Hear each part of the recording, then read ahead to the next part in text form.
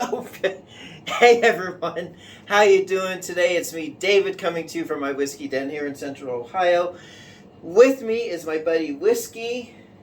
He's such a good boy.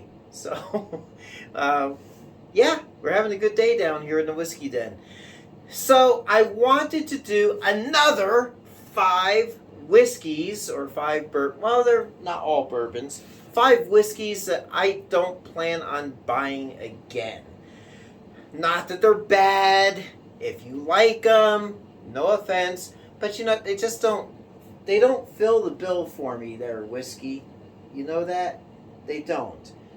And I know you don't like them either because you're not a whiskey drinker, but your name is Whiskey, and you're the good boy. Are you the good boy? Yeah, things have been kind of crazy around here in the house. So anyway, let's get on with it. If you do like these, and for the most, some of these I do really like, some I'm not crazy about. And there's no offense intended. It's just they just don't fill the bill for me either now, ever, or any longer. So, and I'll tell you why. I left my little book over there with my reasons, but I'm not going to go over there. Let's just see what we got. First one up is this Evan Williams Black Label, and by extension, Evan Williams Bottled in Bond, out of Heaven Hill. Not crazy about it. For a low proof Heaven Hill offering, I'm going to go with the Quality House, which is pretty good. It's unpretentious. And Bottled and Bond out of Heaven Hill. I don't know if you can see up here. We got JTS Brown Bottled and Bond and JW Damp Bottled and Bond, which to me are superior lower price offerings from Heaven Hill for Bottled and Bond bourbons. But with the 86 proof, I prefer actually the Jim Beam Double Oaked as an 86 proof offering. Old Forester 86 proof is decent. But, the Evan Williams, it just don't do anything for me. I actually kind of gag on it. It to me, it just doesn't fit what I'm looking for in a nice, sippable bourbon to just keep around. So, there you go. Sorry if you like it. I know we've got some hardcore Evan Williams fans out there. But for me, I ain't doing it again. So, there's that. The next one we got is Old Tub from Jim Beam. I really loved this bourbon when I first got it. I'm not sure if this is I think this was my second bottle. This is something that replaced the Jim Beam Bottled and Bond offering. It's unfiltered. It's got the 4-year age statement. But it's just a little too harsh for me now. I'll just leave it there. I opened this bottle probably 3 years ago, and I think most of what is out of it is because I've done videos. I don't think I've actually sat down and kicked back with a pour of this. So there you go. The Old Tub, around $25. Yeah. And I do have a backup bottle because it says on here it's a limited edition. So I figured why not just have an extra bottle because I loved it so much at the time, but not gonna do it. Wouldn't be prudent at this juncture. So there you go. Next one I've got here, it's a $20 bottle, Redneck Riviera. Really, I do like it, but again, I don't drink it. I feel like if I want to have a sip of it, I have to apologize. John Rich of Big and Rich, it's his brand.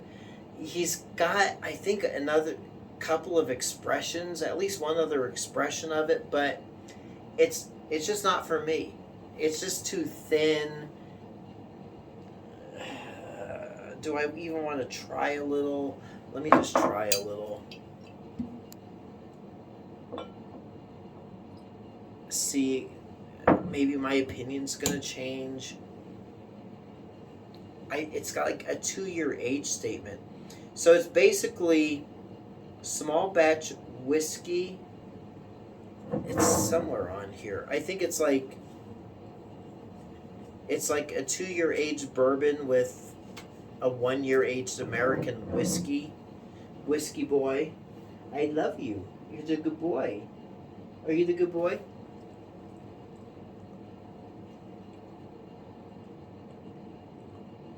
It's decent. I mean, it's good.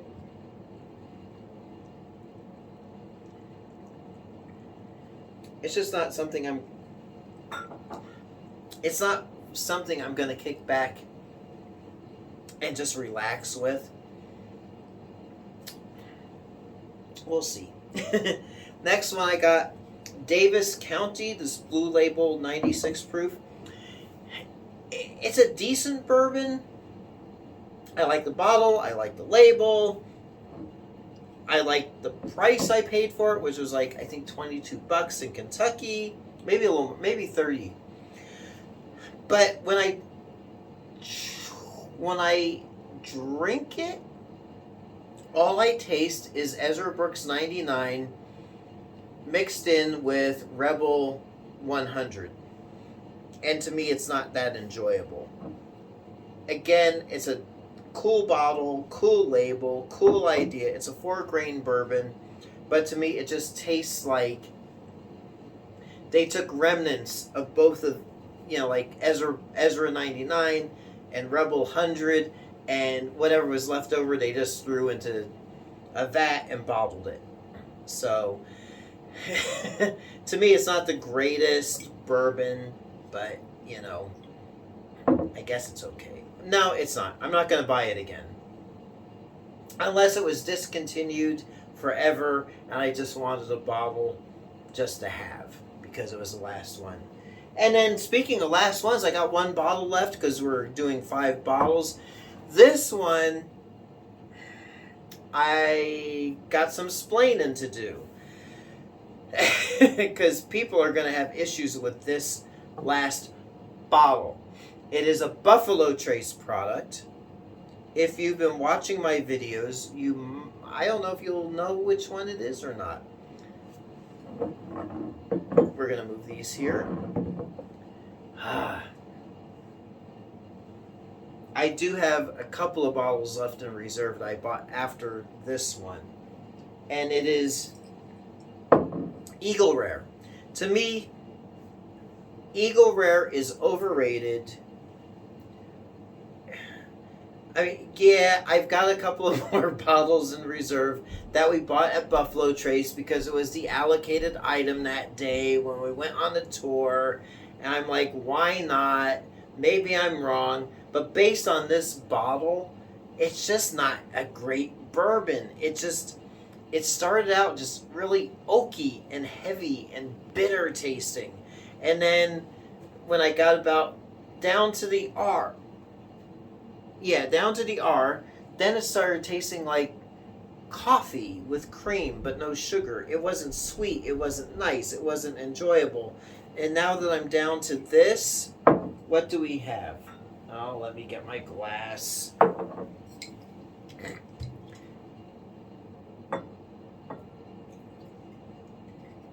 I don't know. How is it? This wasn't going to be a tasting video, but it ended up being, or tasting 2 of the bourbons. I mean, it's still, I don't know.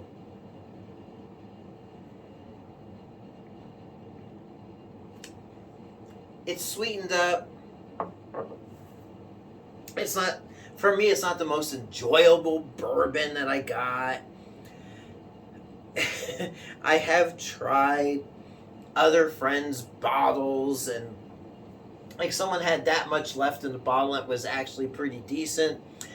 Had another friend who had another bottle. It was pretty decent. I guess from what I've learned recently is that it used to be a single barrel bourbon. They don't market it as a single barrel anymore.